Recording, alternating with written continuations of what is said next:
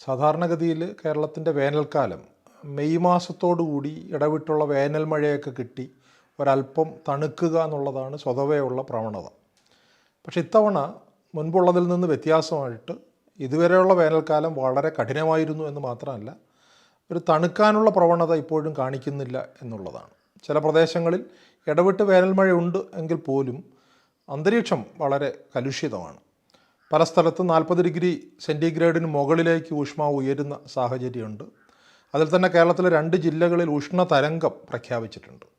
ഉഷ്ണതരംഗം എന്ന് പറയുന്നത് മനുഷ്യന് സാധാരണ നിലയിൽ, മനുഷ്യനോ അല്ലെങ്കിൽ മൃഗങ്ങൾക്കോ സാധാരണ നിലയിൽ നമുക്ക് കൈകാര്യം ചെയ്യാൻ കഴിയാത്തത്ര ഊഷ്മാവ് ഒരാഴ്ചയോളം നീണ്ടു നിൽക്കുക എന്നുള്ളതാണ് പൊതുവിൽ ഉഷ്ണതരംഗം എന്നുള്ളതുകൊണ്ട് ഉദ്ദേശിക്കുന്നത്. ആ സമയത്ത് സമൂഹത്തിൽ പല ആളുകൾക്കും പലതരത്തിലുള്ള ആരോഗ്യ പ്രശ്നങ്ങളും അതോടൊപ്പം തന്നെ പല പല പ്രശ്നങ്ങളും ഉണ്ടാകാനുള്ള സാധ്യതയുണ്ട്. കാരണം 1-2 ദിവസത്തേക്ക് ഊഷ്മാവ് ഉയരുന്നതിനേക്കാൾ വളരെ ഗുരുതരമായിട്ടുള്ള പ്രശ്നമാണ് നീണ്ടു നിൽക്കുന്ന താപനില. അത് ഇപ്പോൾ തന്നെ കേരളത്തിൽ ഏതാണ്ട് 2 പേര് ഉഷ്ണതരംഗത്തെ തുടർന്ന് അല്ലെങ്കിൽ അതിഉഷ്ണത്തെ തുടർന്ന് മരണമടയുന്ന ഒരു സാഹചര്യം പോലും ഉണ്ടായിട്ടുണ്ട്. അതിൻ്റെ അർത്ഥം കേരളത്തിൽ 2 പേര് മാത്രമാണ് ഈ വേനൽക്കാലത്ത് ചൂട് കാരണം മരിച്ചു എന്നുള്ളതല്ല. നമുക്ക് തന്നെ കൃത്യമായിട്ട് അറിയാവുന്ന ചൂട് എന്നുള്ള ഒറ്റ കാരണം കൊണ്ട് മരിച്ചവരുടെ എണ്ണമാണ് 2 എന്ന് പറയുന്നത്. അതോടൊപ്പം തന്നെ ചൂടുണ്ടാക്കുന്നത് ഇപ്പോൾ സ്വതവേ ആരോഗ്യ പ്രശ്നങ്ങളുള്ള ആളുകളെ സംബന്ധിച്ചിടത്തോളം ഈ ചൂട് കാലത്ത് അവരുടെ ആരോഗ്യ പ്രശ്നം വർദ്ധിക്കാനുള്ള സാധ്യതയുണ്ട്. പാലിയേറ്റീവ് കെയറിലോ അല്ലെങ്കിൽ മറ്റേതെങ്കിലും ഒരു ബുദ്ധിമുട്ടോടുകൂടി കിടക്കുന്ന ഒരാൾക്ക് ചൂട് കാലത്ത് അത് കാരണമുള്ള അപകടങ്ങളുണ്ടാകാം. ചൂട് കാരണം ജല ദൗർലഭ്യം ഉണ്ടാകുമ്പോൾ കുടിവെള്ളം മലിനമാകാനുള്ള സാധ്യതയും കുടിവെള്ളം കുറയാനുള്ള സാധ്യതയും കാരണം മഞ്ഞപ്പിത്തം പോലെയുള്ള രോഗങ്ങൾ പടർന്നു പിടിച്ച് ആളുകൾ മരിക്കുന്ന ഒരു സാഹചര്യം ഉണ്ടാകാം. ചൂടുകാലത്ത് ഇടവിട്ട് മാത്രം ചിലപ്പോൾ മഴ പെയ്യുമ്പോൾ ഉണ്ടാകുന്ന കൊതുകുജന്യ രോഗങ്ങൾ. അപ്പോൾ അത്തരത്തിൽ ചൂടുണ്ടാക്കുന്ന പ്രശ്നങ്ങളെല്ലാം കൂടി ചേർത്ത് കഴിഞ്ഞാൽ ആരോഗ്യ പ്രശ്നങ്ങൾ തന്നെ വളരെ വളരെ വളരെ കൂടുതലാണ്. അപ്പോൾ ഈ ഒരു സാഹചര്യത്തിൽ നമ്മൾ ഈ ഒരു പ്രശ്നത്തിനെ ഒന്ന് കൃത്യമായിട്ട് കാണുകയും വിലയിരുത്തുകയും ചെയ്യേണ്ടത് വളരെ അത്യാവശ്യമാണ്. ഒരുപക്ഷെ എന്നെ കേട്ടുകൊണ്ടിരിക്കുന്ന ബഹുഭൂരിപക്ഷം ആളുകൾക്കും അറിയാത്ത ചില കാര്യങ്ങളുണ്ട്. നമുക്കെല്ലാവർക്കും അറിയാം ചൂട് ഒരു ആഗോള പ്രശ്നമാണ് എന്നുള്ളത്. അപ്പം നമ്മളുടെ ഓരോ വർഷം കഴിയും തോറും ഈ പ്രദേശത്ത് ജീവിക്കാൻ കഴിയുന്ന സാഹചര്യങ്ങൾ കുറഞ്ഞു വരുന്നു, ചൂട് വർദ്ധിച്ചു വരുന്നു. ഇതൊരുപക്ഷെ കുറച്ച് കാലത്തിന് ശേഷം ചൂട് കുറയുകയും ഒരു പഴയകാല ഒരുപക്ഷെ നമുക്ക് ടോളറേറ്റ് ചെയ്യാവുന്ന, നമുക്ക് സഹിക്കാവുന്ന ഒരു വേനൽക്കാലത്തിലേക്ക് നമ്മൾ മടങ്ങിപ്പോവുകയൊക്കെ ചെയ്യും എന്ന് നമ്മൾ പ്രതീക്ഷിക്കുന്നുണ്ടാകാം. പക്ഷേ അത് ഏറെക്കുറെ അസാധ്യമാണ് എന്നാണ് ഇതുവരെയുള്ള അനുഭവങ്ങളും പഠനങ്ങളും കാണിക്കുന്നത്. ഇനി ഏതാനും തലമുറകൾ കൂടി മാത്രമേ മനുഷ്യന് ഭൂമിയിൽ അതിജീവിക്കാൻ കഴിയുകയുള്ളൂ. ഭൂമി വളരെ വേഗത്തിൽ മനുഷ്യന് അതിജീവിക്കാൻ കഴിയാത്ത ഒരിടമായി മാറിക്കൊണ്ടിരിക്കുന്നു എന്നുള്ളതിൽ ഏറെക്കുറെ ശാസ്ത്രകാരന്മാർ അവർ അത് മനസ്സിലാക്കി വരുന്നു എന്നാണ് നമ്മൾ പഠനങ്ങളിൽ നിന്ന് മനസ്സിലാക്കുന്നത്. ഇപ്പോൾ IPCC എന്ന് പറയുന്നത് കാലാവസ്ഥയെപ്പറ്റി പഠിക്കുന്ന ലോകത്തിലുള്ള വിവിധ ശാസ്ത്രജ്ഞന്മാർ ചേർന്നിട്ടുള്ള ഏജൻസിയാണ്. അവർ ഏറ്റവും അവസാന റിപ്പോർട്ടിൽ പറയുന്നത് ഹ്യൂമൻ റൈസ് റെഡ് കോഡ് എന്നാണ്. അതായത് മനുഷ്യന് ഇനിയൊരു പിന്നോട്ട് പോക്കില്ല. ഭൂമി തീർച്ചയായിട്ടും മനുഷ്യർക്ക് വാസയോഗ്യമല്ലാത്ത ഇടമായിട്ട് മാറും. അതിന് എത്ര സമയം എന്നുള്ള കാര്യത്തിൽ മാത്രമേ ചില തർക്കങ്ങൾ നിലനിൽക്കുന്നുള്ളൂ. ഇപ്പോൾ ആദ്യകാലത്ത് ഇത്തരത്തിൽ ക്ലൈമറ്റ് ചേഞ്ച് കാരണം ഭൂമിയിൽ ചൂട് കൂടുന്നത് കാരണം ഉണ്ടാകുന്ന ചില പ്രവണതകളെ മുതലെടുക്കാനായിട്ട് പല സാമ്പത്തിക ശക്തികളും സാമൂഹ്യ ശക്തികളും അതോടൊപ്പം തന്നെ പൊളിറ്റിക്കൽ ഫോഴ്സസ്, രാഷ്ട്രീയ ശക്തികളും ശ്രമിക്കുന്നുണ്ട്. അതിൽ ഏറ്റവും പ്രധാനപ്പെട്ട ഒരു ഉദാഹരണം ട്രംപ് പറയുന്നത് ക്ലൈമറ്റ് ചേഞ്ച് നല്ലതാണ്. കാരണം ക്ലൈമറ്റ് ചേഞ്ച് സംഭവിക്കുമ്പോൾ ചൂട് വർദ്ധിച്ച് ആർട്ടിക് ഏരിയയിലുള്ള മഞ്ഞുരുവുകയും അവിടെയുള്ള ഭൂമി തെളിഞ്ഞു വരികയും ചെയ്യുമ്പോൾ അങ്ങോട്ട് ടൂറിസം നടത്തി വളരെ കൂടുതൽ വരുമാനം അമേരിക്കൻ ഐക്യനാടുകൾക്ക് ഉണ്ടാക്കാൻ കഴിയും എന്നാണ് അദ്ദേഹത്തിൻ്റെ ഒരു വാദം. അതായത് റിയൽ എസ്റ്റേറ്റിൻ്റെ ചില പുതിയ മേഖലകൾ ഇതുമായിട്ട് ബന്ധപ്പെട്ട് തുറന്നു വരാനുള്ള സാധ്യതയുണ്ട്. പുതുതായിട്ട് തെളിഞ്ഞു വരുന്ന ഐസ് മൂടി കിടക്കുന്ന സ്ഥലങ്ങളിൽ പുതുതായിട്ട് ഭൂമി തെളിഞ്ഞു വന്നു കഴിഞ്ഞാൽ ഒരുപക്ഷെ മനുഷ്യർക്ക് നമ്മളിപ്പോൾ ഊട്ടിയിലേക്കോ കൊടൈക്കനാലിലേക്കോ അല്ലെങ്കിൽ തണുപ്പുള്ള സ്ഥലങ്ങൾ തേടി പോകുന്നത് പോലെ മനുഷ്യർക്ക് വളരെയധികം തണുപ്പുള്ള സ്ഥലങ്ങൾ തേടി അവിടെ പോവുകയും അവിടെ താമസിക്കുകയും അവിടെ വളരെ വലിയ ടൂറിസത്തിനുള്ള ഒരു സാധ്യതയൊക്കെ ഉണ്ട്. അപ്പോൾ ഇത്തരത്തിൽ ഹ്രസ്വമായിട്ടുള്ള ചില സാമ്പത്തിക സാധ്യതകൾ മാത്രം ചിന്തിച്ച് ഊറ്റം കൊള്ളുന്നവരും ഭൂമി യോഗ്യമല്ലാതാകുന്ന സമയത്ത് ഈ പറയുന്ന ചൊവ്വയിലേക്ക് റോക്കറ്റുകളിലൂടെ ടൂറിസം നടത്തി ജീവിക്കാം എന്ന് കരുതുന്നവരുമൊക്കെ ഉള്ള നാടാണ് നമ്മുടേത്. ലോകം മുഴുവൻ ആ രീതിയിലാണ് ചിന്തിച്ചുകൊണ്ടിരിക്കുന്നത്. പക്ഷേ മനസ്സിലാക്കേണ്ട ഏറ്റവും പ്രധാനപ്പെട്ട കാര്യം, ഭൂമിയിൽ വളരെ വലിയ പ്രദേശങ്ങൾ വാസയോഗ്യമല്ലാതെയായി മാറുകയും ചില പ്രദേശങ്ങളിൽ മാത്രം വാസയോഗ്യമാവുകയും കുറച്ചുകൂടെ അങ്ങോട്ട് കഴിയുമ്പോൾ ഭൂമി തന്നെ വാസയോഗ്യം അല്ലാതാവുകയും മനുഷ്യൻ എത്രത്തോളം മറ്റ് ഗ്രഹങ്ങളിൽ, പ്രത്യേകിച്ചും ചൊവ്വ പോലെയുള്ള ഇടങ്ങളിൽ എത്രത്തോളം മനുഷ്യന് താമസിക്കാൻ യോഗ്യമായിട്ട് അതിനെ മാറ്റാൻ കഴിയും എന്നുള്ളതിൽ മാത്രം മനുഷ്യരാശിയുടെ ഭാവി ഉണ്ടാവുകയും ചെയ്യുന്ന ഒരവസ്ഥയുണ്ട്. നമ്മൾ കേരളത്തിലേക്ക് വന്നു കഴിയുമ്പോൾ നമ്മളെല്ലാവരുടെയും ഉള്ളിലൊരു വിചാരമുണ്ട്. നമ്മളെ ഓരോ പ്രദേശത്തുമുള്ള ആളുകളുടെ സാമൂഹികമായിട്ടുള്ളൊരു ചിന്തയാണത്. അവരേത് പ്രദേശത്താണോ ജീവിക്കുന്നത് ആ പ്രദേശം വളരെ ഭംഗിയുള്ളതും ഏറ്റവും മനോഹരവും ഉദാത്തവും ഒരുപക്ഷെ ദൈവത്തിൻ്റെ സിലക്ഷൻ അല്ലെങ്കിൽ ദൈവം തിരഞ്ഞെടുത്ത ഇടവുമായിട്ടാണ് നമ്മളെല്ലാവരും വിചാരിക്കുന്നത്. നമ്മുടെ ടൂറിസത്തിൻ്റെ ലോഗോ തന്നെ ഗോഡ്സ് ഓൺ കൺട്രി എന്നാണ്, അതായത് ദൈവത്തിൻ്റെ സ്വന്തം നാട്. അത് പറയുന്നതിന് പല പല കാരണങ്ങളുണ്ട്. എങ്കിൽ പോലും കാലാവസ്ഥാ വ്യതിയാനത്തിൻ്റെ അല്ലെങ്കിൽ ചൂട് കാരണം വാസയോഗ്യമല്ലാതായി തീരുന്ന പ്രദേശങ്ങളുടെ പട്ടികയിൽ നമ്മൾ നോക്കുമ്പോൾ ആദ്യം തന്നെ അത്തരത്തിലുള്ള പ്രദേശമായി മാറാൻ സാധ്യതയുള്ള ഒരിടമാണ് കേരളം എന്നുള്ളത് നമ്മൾ വളരെ വ്യക്തമായിട്ട് മനസ്സിലാക്കണം. ഇന്ത്യയിൽ കാലാവസ്ഥ കാരണം പ്രശ്നങ്ങളുണ്ടാകുന്ന അല്ലെ കാലാവസ്ഥാ വ്യതിയാനം കാരണം വളരെ വേഗത്തിൽ വ്യത്യാസങ്ങൾ ഈ എൻവയോൺമെൻറ്റിൽ അന്തരീക്ഷത്തിൽ ഉണ്ടാകുന്ന ഇടങ്ങളെ പറ്റിയിട്ടുള്ള പഠനങ്ങൾ കാണിക്കുന്നത് അത് ഏറ്റവും അധികം ബാധിക്കുന്നത് കേരളത്തെയാണ് എന്നുള്ളതാണ്. നമുക്ക് തന്നെ അറിയാം, വളരെ വേഗത്തിൽ ഇപ്പോൾ ചൂട് കൂടുന്ന സാഹചര്യം ഇത് നമ്മുടെ മുന്നിലേക്ക് കൊണ്ടുവരുന്നുണ്ട്. മറ്റൊരു ഡേറ്റ പ്രധാനമായിട്ട് നമ്മൾ മനസ്സിലാക്കേണ്ടത്, പലപ്പോഴും ഈ വർഷങ്ങൾ തങ്ങളിൽ ചൂട് കൂടുന്നതിലും ചൂട് കുറയുന്നതിലുമുള്ള വ്യത്യാസങ്ങളുണ്ടാകാം. എത്രമാത്രം ചൂടുണ്ട് എന്നുള്ളത് മാത്രമല്ല, കഴിഞ്ഞ വർഷത്തെ അപേക്ഷിച്ച് ശരാശരിയേക്കാൾ എത്ര ചൂട് ഇത്തവണത്തെ വേനൽക്കാലത്ത് കൂടുതലായിരുന്നു, അല്ലെങ്കിൽ ഇത്തവണത്തെ വേനൽക്കാലത്ത് കുറവായിരുന്നു, അല്ലെങ്കിൽ ചൂട് ഈ സമയത്തെ തണുപ്പ് കാലത്ത് എത്രത്തോളം ഉണ്ടായിരുന്നു, അത് സാധാരണയുള്ള തണുപ്പ് കാലത്തുള്ള തണുപ്പാണോ അതോ തണുപ്പ് വളരെ കൂടുതലാണോ അതോ തണുപ്പ് കുറവാണോ തുടങ്ങിയ കാര്യങ്ങളുണ്ട്. ഇതിനെ നമ്മൾ അനോമലി എന്നാണ് പറയുക. അനോമലി എന്നുള്ള ഇംഗ്ലീഷ് വാക്ക് ഒരുപക്ഷെ ഒരു തരം നെഗറ്റീവ് കൊണോട്ടേഷനുള്ള എന്തോ ഒരു തെറ്റ് എന്നുള്ള രീതിയിലാണ് ഉപയോഗിക്കുന്നതെങ്കിലും ഇതിനെ എൻവയോൺമെൻറ്റിൽ അനോമലി എന്ന് വെച്ചാൽ വ്യത്യാസം എന്ന് മാത്രമാണ് അർത്ഥം.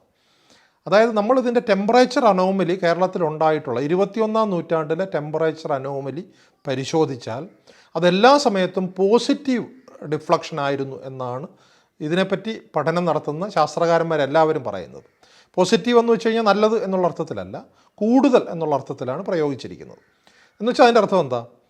കേരളം ഇതുവരെ നമ്മൾ പഠനങ്ങളൊക്കെ നടത്തി നമ്മൾക്ക് കേരളത്തിൽ അനുഭവപ്പെട്ടിട്ടുള്ള ഊഷ്മാവ് നിജപ്പെടുത്താൻ കഴിഞ്ഞിട്ടുള്ള കാലം മുതൽ നമ്മൾ താരതമ്യം ചെയ്യുമ്പോൾ 21-ാം നൂറ്റാണ്ടിലെ എല്ലാ വർഷത്തിലെയും നമ്മുടെ ചൂട് കാലത്ത് ശരാശരിയേക്കാൾ കൂടുതൽ ചൂടും തണുപ്പ് കാലത്ത് ശരാശരിയേക്കാൾ കൂടുതൽ ചൂടും, തണുപ്പ് കാലത്ത് ശരാശരിയേക്കാൾ കൂടുതൽ തണുപ്പല്ല, തണുപ്പ് കാലത്തുള്ള ചൂട് ശരാശരിയേക്കാൾ കൂടുതൽ.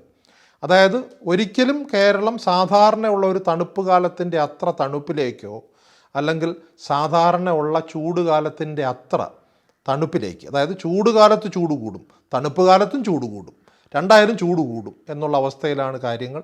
അത് വളരെ വ്യക്തമായിട്ട് നമ്മൾ മനസ്സിലാക്കേണ്ടതായിട്ടുണ്ട്. അതിൻ്റെ അർത്ഥം ഇനിയുള്ള വർഷങ്ങളിൽ ചൂട് കൂടി വരും, ചൂട് കുറയുന്ന അല്ലെ ക്ലൈമറ്റ് ചേഞ്ച്, ക്ലൈമറ്റ് ആകുമ്പോൾ അങ്ങോട്ട് നിൽക്കും, ഒരുപക്ഷെ ചൂട് കൂടും ഒരുപക്ഷെ ചൂട് കുറയും എന്നുള്ള അവസ്ഥയല്ല. ചൂട് കൂടുന്ന പ്രവണത മാത്രമുള്ള ഒരിടമായിട്ട് നമ്മുടെ സ്ഥലം മാറിയിട്ടുണ്ട്. അതിനിയും അങ്ങനെ ആകാനാണ് സാധ്യത. അതിൽ തന്നെ കേരളത്തിനകത്തുള്ള പ്രദേശങ്ങൾ തങ്ങളിൽ വ്യത്യാസമുണ്ട്. തെക്കൻ കേരളത്തെ അപേക്ഷിച്ചിടത്തോളം വടക്കൻ കേരളത്തിൽ വളരെ വേഗത്തിൽ ചൂട് കൂടുന്ന ഒരു സാധ്യതയുണ്ട്. അതിൽ തന്നെ ഈ പറയുന്ന കോഴിക്കോട്, മലപ്പുറം, പാലക്കാട്, വയനാട് പ്രദേശങ്ങൾ വളരെ കൂടുതലായിട്ട് ചൂട് വർദ്ധിക്കുന്ന ഒരു സാധ്യതയിലേക്കാണ് കാര്യങ്ങൾ പോകുന്നത്. അതിൽ തന്നെ ബയോഡൈവേഴ്സിറ്റി ഹോട്ട്സ്പോട്ടായിട്ടുള്ള വയനാട്ടിൽ ഈ പറയുന്ന വളരെ കൂടുതൽ ചൂട് വർദ്ധിച്ചു വരുന്ന ഒരു സാഹചര്യമുണ്ട്. അത് കേരളത്തിൻ്റെ മൊത്തത്തിലുള്ള ആരോഗ്യത്തിനെ മാത്രമല്ല മറ്റൊരുപാട് സാമൂഹിക രാഷ്ട്രീയ അതോടൊപ്പം തന്നെ കാലാവസ്ഥ ഇക്വേഷൻസിനെ മാറ്റിമറിക്കാനുള്ള സാധ്യതയുണ്ട്. അതോടൊപ്പം ഈ ബയോഡൈവേഴ്സിറ്റി ഹോട്ട്സ്പോട്ടായിട്ടുള്ള വയനാട്ടിൽ വളരെ അടുത്ത കാലത്ത് നമ്മൾ വളരെ കൂടുതലായിട്ട് നിപ്പ വൈറസിൻ്റെ സാന്നിധ്യം വവ്വാലുകളിൽ കണ്ടിരുന്നു. ഒരുപക്ഷെ ചൂട് വർദ്ധിക്കുന്നതും ഇത്തരത്തിലുള്ള രോഗങ്ങൾ മനുഷ്യരിലേക്ക് കടന്നു വരുന്നതുമായിട്ട് ഒരുപാട് ബന്ധമുണ്ട് എന്നുള്ള രീതിയിൽ ധാരാളം പഠനങ്ങൾ വരുന്നുണ്ട്. ഇതെല്ലാം തന്നെ സമീപഭാവിയിൽ വളരെ കൂടുതൽ ആരോഗ്യ പ്രശ്നങ്ങളുള്ള ഒരു പ്രദേശമായിട്ട് കേരളത്തിനെ മാറ്റാനുള്ള ഒരു സാധ്യതയുണ്ട്. അപ്പോൾ ഇതിൽ നിന്ന് നമ്മൾ മനസ്സിലാക്കേണ്ട ഏറ്റവും പ്രധാനപ്പെട്ട കാര്യം, അടുത്ത വർഷങ്ങളിൽ ചൂട് ഇതിനേക്കാൾ വർദ്ധിക്കുകയും ചൂട് കാരണമുള്ള ആരോഗ്യ പ്രശ്നങ്ങൾ വളരെ വളരെ കൂടിയിരിക്കുകയും ചെയ്യും. നമ്മൾ സംസാരിക്കുന്ന സമയത്ത് തന്നെ അത് വളരെ കൂടുതലാണ്. ഈ സമയത്ത് ഇതിനെതിരെ ഏത് രീതിയിലുള്ള ഒരു പ്രതിരോധ പ്രവർത്തനമാണ് നമുക്ക് ചെയ്യാൻ കഴിയുക എന്നുള്ള ചിന്തയും വളരെ പ്രാധാന്യം അർഹിക്കുന്നുണ്ട്. ഈ ചൂട് വർദ്ധിക്കുന്നതിന് കാരണം നമുക്കെല്ലാവർക്കും അറിയാവുന്നതുപോലെ അതിന് പ്രധാനപ്പെട്ട ഒരു കാരണം ഭൂമിയും സൂര്യനും തമ്മിലുള്ള ബന്ധവുമായിട്ട് ബന്ധപ്പെട്ടതാണ്.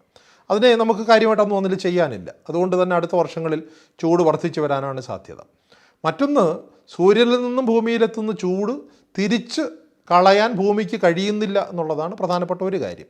അതിന് ഒരു കാരണം ഗ്രീൻ ഹൗസ് ഗ്യാസസ് എന്ന് പറയുന്ന ഭൂമിയുടെ പ്രതലത്തിൽ അല്ലെങ്കിൽ പ്രതലത്തിന് മുകളിൽ നിലനിൽക്കുന്ന ചില വാതകങ്ങൾ, ആ വാതകങ്ങൾ ഭൂമിയിലേക്ക് വന്ന ചൂടിനെ തിരിച്ചു കളയാനായിട്ട് ഭൂമിയെ അനുവദിക്കുന്നില്ല എന്നുള്ളതാണ്.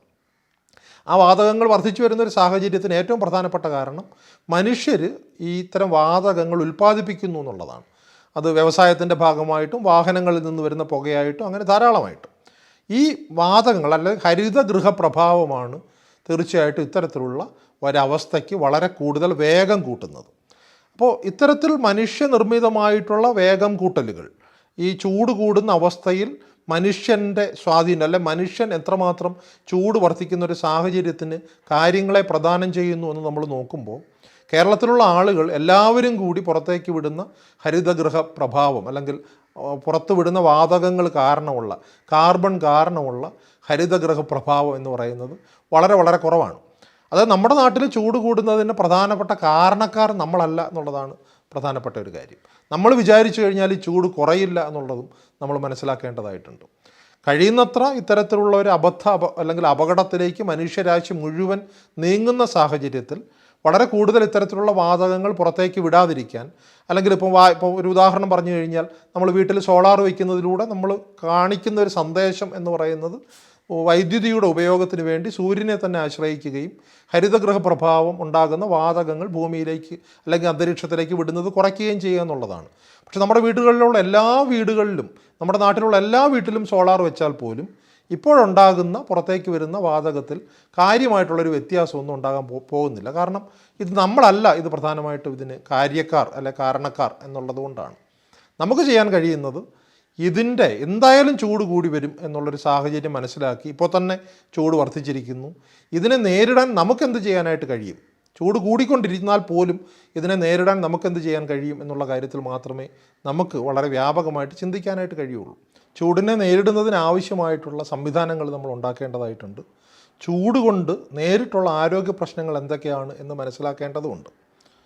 ചൂട് നേരിട്ട് ശരീരത്തിൽ അടിച്ചാൽ ഉണ്ടാകാൻ സാധ്യതയുള്ള ആരോഗ്യ പ്രശ്നം നമ്മൾ സൂര്യാഘാതം എന്ന് പറയുന്ന ഒരു പ്രശ്നമാണ്.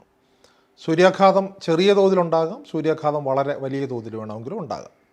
ചെറിയ തോതിലെന്ന് പറയുമ്പോൾ സൂര്യരശ്മികൾ നേരിട്ട് ശരീരത്തിൽ പതിച്ചു കഴിഞ്ഞാൽ ആ പതിക്കുന്ന ഭാഗത്ത് ചെറുതോ വലുതോ ആയിട്ടുള്ള പൊള്ളലുകൾ ഉണ്ടാവുക എന്നുള്ളതാണ് ചെറിയ സൂര്യാഘാതം എന്നുള്ളതുകൊണ്ട് ഉദ്ദേശിക്കുന്നത്. അതൊരുപക്ഷെ ജീവന് ഭീഷണി ഉണ്ടാകില്ല. പക്ഷേ വലിയ സൂര്യാഘാതം എന്ന് പറയുന്നത് സൂര്യൻ്റെ ചൂട് ശരീരത്തിന് താങ്ങാനാകാതെ വരികയും ശാരീരിക ധർമ്മ പ്രവർത്തനങ്ങളെല്ലാം തന്നെ അവതാളത്തിലാവുകയും അപകടം പറ്റുകയും ഒരുപക്ഷെ മരണത്തിലേക്കൊക്കെ പോവുകയും ചെയ്യുന്ന അവസ്ഥയാണ് വലിയ സൂര്യാഘാതം എന്നുള്ളതുകൊണ്ട് ഉദ്ദേശിക്കുന്നത്.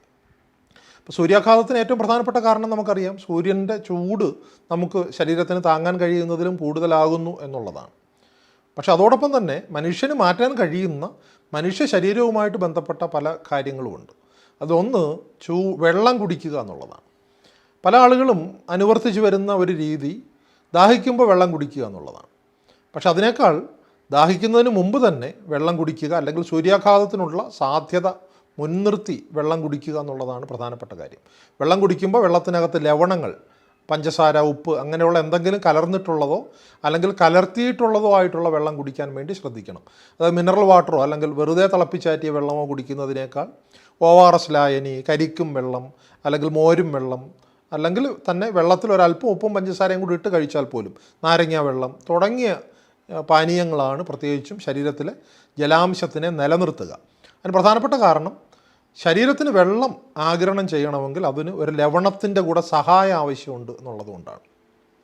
അതേസമയം തന്നെ വളരെ കൂടുതൽ ലവണങ്ങൾ അടങ്ങിയിട്ടുള്ള അല്ല ടോണിക് സൊല്യൂഷൻസ് നമ്മൾ പറയും, അത്തരത്തിലുള്ള പാനീയങ്ങൾ ഒഴിവാക്കുകയും വേണം.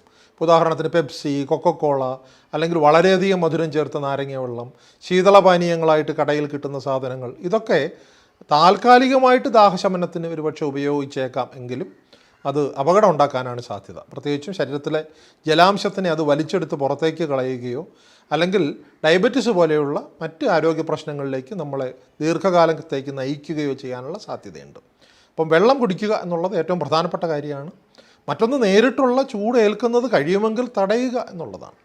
അത് എപ്പോഴും സർക്കാർ പറയുന്നത് പോലെ ഈ സമയത്ത് 11 മണി മുതൽ 3 മണി വരെയുള്ള സമയത്ത് നേരിട്ട് ചൂട് ശരീരത്തിൽ ഏൽക്കാതിരിക്കുക എന്നുള്ളതാണ് ചെയ്യാൻ കഴിയുന്ന വേറൊരു കാര്യം. വസ്ത്രധാരണത്തിൽ ശ്രദ്ധിക്കാനായിട്ട് കഴിയും. ഒരുപക്ഷെ വസ്ത്രം ധരിക്കാതെ തന്നെ ആളുകൾ പണിയെടുക്കുന്നത് ഒരു പരിധി വരെ നല്ലതാണ്. പക്ഷേ നേരിട്ട് ചൂടേൽക്കുന്ന ഒരു സാഹചര്യം ഉണ്ടായിക്കഴിഞ്ഞാൽ അത് പൊള്ളലിന് കാരണമാകും എന്നുള്ള കാര്യം കൂടി മനസ്സിലാക്കണം. പരുത്തിത്തണി കൊണ്ടുള്ള വസ്ത്രങ്ങൾ ഉപയോഗിക്കുന്നതും കൂടുതൽ വായു സഞ്ചാരമുള്ള വസ്ത്രങ്ങൾ ഉപയോഗിക്കുന്നതും തീർച്ചയായിട്ടും ഈ സമയത്ത് അപകട സാധ്യത കുറയ്ക്കുന്ന ഘടകങ്ങളാണ്. അപ്പോൾ അതോടൊപ്പം തന്നെ ചൂട് കാലത്തുണ്ടാകുന്ന മറ്റ് കാര്യങ്ങളെ കൂടി നമ്മൾ പരിഗണിക്കേണ്ടതായിട്ടുണ്ട്. അത് നേരത്തെ സൂചിപ്പിച്ചതുപോലെ ചൂട് കാലത്ത് ജലദൗർലഭ്യം ഉണ്ടാവുകയും അതോടൊപ്പം തന്നെ ദാഹം വളരെയധികം വർദ്ധിക്കുകയും ചെയ്യുന്ന ഒരു സാഹചര്യമുണ്ട്. അപ്പോൾ നമ്മൾ പുറത്തേക്കൊക്കെ ഇറങ്ങുന്ന സമയത്ത് നമുക്ക് കൂടുതൽ വെള്ളം വേണമെന്ന് തോന്നും, പക്ഷേ വെള്ളം കിട്ടാനുള്ള സാഹചര്യങ്ങൾ വളരെ കുറവായിരിക്കും. പാതയോരങ്ങളിൽ കിട്ടുന്ന ജലം പലപ്പോഴും മലിനമാകാനുള്ള സാധ്യതയുണ്ട്. അത്തരം മലിനജലത്തിലൂടെ ഈ ജലജന്യ രോഗങ്ങൾ, ഇപ്പോൾ കേരളത്തിൽ ഇപ്പോൾ നമ്മൾ നോക്കിക്കഴിഞ്ഞാൽ എല്ലാ ജില്ലകളിലും ഏറ്റവും വ്യാപകമായിട്ട് കാണുന്ന ഒരു രോഗം ഹെപ്പറ്റൈറ്റിസ് എ എന്ന് പറയുന്ന വെള്ളത്തിലൂടെ വരുന്ന ഒരു പകർച്ചവ്യാധിയാണ്, മഞ്ഞപ്പിത്തമാണ്. അപ്പോൾ അത് വളരെ വ്യാപകമായിട്ടുണ്ട്. അപ്പോൾ അത് പ്രത്യേകിച്ചും ചൂട് കാലത്ത് നമ്മൾ ശ്രദ്ധിക്കണം. പുറത്തുനിന്ന് വെള്ളം വാങ്ങി കുടിക്കുന്ന സമയത്ത് ആ വെള്ളത്തിൻ്റെ ശുചിത്വം ഉറപ്പാക്കാൻ ഒരുപക്ഷെ നമുക്ക് കഴിയില്ല എന്നുള്ളതുകൊണ്ട് തന്നെ വീട്ടിൽ നിന്നും വെള്ളം ഒരു കുപ്പിയിലോ ആക്കി കൊണ്ടുപോകുന്നതും തീർച്ചയായിട്ടും ഈ സമയത്ത് അപകട സാധ്യത കുറയ്ക്കുന്ന ഒരു ഘടകമാണ്. മറ്റൊന്ന്, ഈ സൂര്യാഘാതം വരുന്ന ആളുകളെ വളരെ വേഗത്തിൽ ആശുപത്രിയിൽ എത്തിക്കുകയും പെട്ടെന്ന് ഒരു പ്രഥമ ശുശ്രൂഷ കൊടുക്കുകയും ചെയ്യാനുള്ള കാര്യങ്ങളും കൂടി നമ്മൾ അറിഞ്ഞിരിക്കേണ്ടതായിട്ടുണ്ട്.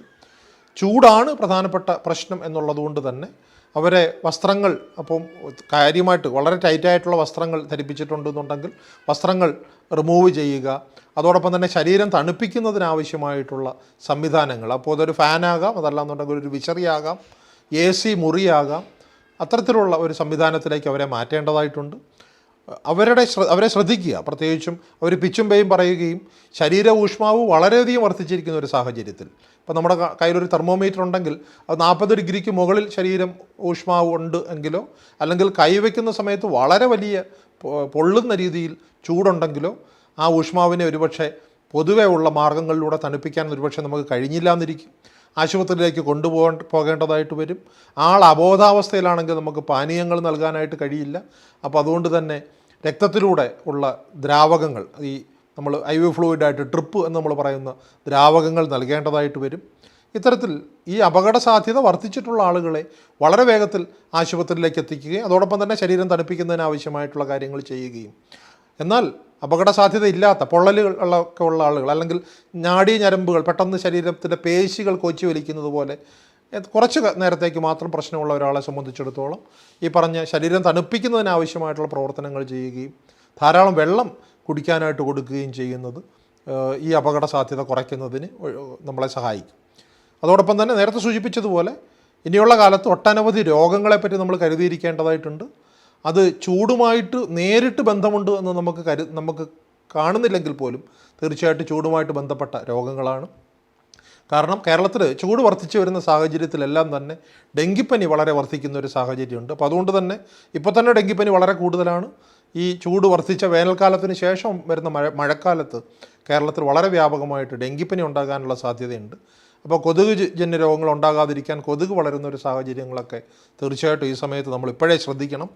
പല വർഷങ്ങളിൽ പറയുന്നതാണ്, പക്ഷേ ഓരോ തവണയും നമ്മുടെ നാട്ടിലെ ആളുകൾക്ക് രോഗം വരാനുള്ള സാധ്യതയും രോഗം വന്ന് മരണമടയാനുള്ള സാധ്യതയും രണ്ടും ചേർത്ത് നോക്കുമ്പോൾ ഡെങ്കിപ്പനി വളരെ വലിയൊരു പ്രശ്നമാണ്.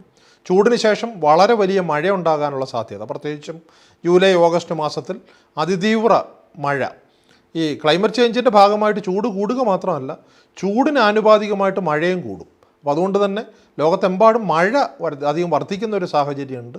അതുതന്നെ ദീർഘമായിട്ടുള്ള മഴ ദിനങ്ങൾ കുറയുകയും പക്ഷേ ഓരോ ദിവസവും പെയ്യുന്ന മഴ വർദ്ധിക്കുകയും ചെയ്യുന്ന ഒരു സാഹചര്യത്തിൽ പ്രളയം ഉണ്ടാകുന്നു എന്നുള്ളത് മാത്രമല്ല എലിപ്പനി പോലെയുള്ള രോഗങ്ങൾ വ്യാപകമായിട്ട് ഉണ്ടാകാനുള്ള സാധ്യതയുണ്ട്. അപ്പോൾ അതുകൊണ്ട് തന്നെ പരിസരം വൃത്തിയായിട്ട് സൂക്ഷിക്കുക, മലിനജലവുമായിട്ട് സമ്പർക്കത്തിൽ വരുന്ന സാഹചര്യങ്ങൾ ഒഴിവാക്കുക തുടങ്ങിയ കാര്യങ്ങളും കരുതേണ്ടതായിട്ടുണ്ട്. മറ്റൊന്ന്, നേരത്തെ സൂചിപ്പിച്ചതുപോലെ നിപ്പ പോലെയുള്ള രോഗങ്ങൾ കാലാവസ്ഥയുമായിട്ട് വളരെയധികം ബന്ധപ്പെട്ടതാണ്. അധികം ചൂടുണ്ടാകുന്ന സമയത്ത് വവ്വാലുകൾ പോലെയുള്ള ജീവികൾ അവയുടെ ശരീരത്തിലുള്ള വൈറസുകളെ പുറത്തേക്ക് വമിപ്പിക്കാനുള്ള സാധ്യതയുണ്ട് എന്നുള്ളതുകൊണ്ട് ഈ സമയത്ത് ഇപ്പം പഴങ്ങൾ വേനൽക്കാലം പഴങ്ങൾ ഉണ്ടാകുന്ന ഒരു കാലം കൂടിയാണ് എന്നുള്ളതുകൊണ്ട് നമ്മുടെ നാട്ടിൽ വീണ് കിടക്കുന്ന പഴങ്ങളെന്ന് പറയുമ്പോൾ അത് കശുമാങ്ങയാകാം, മാങ്ങയാകാം, പാക്ക് പോലെയുള്ള വസ്തുക്കളൊക്കെ ആകാം. ഇതൊക്കെ കൈകാര്യം ചെയ്യുന്ന സമയത്ത് സൂക്ഷിക്കണം.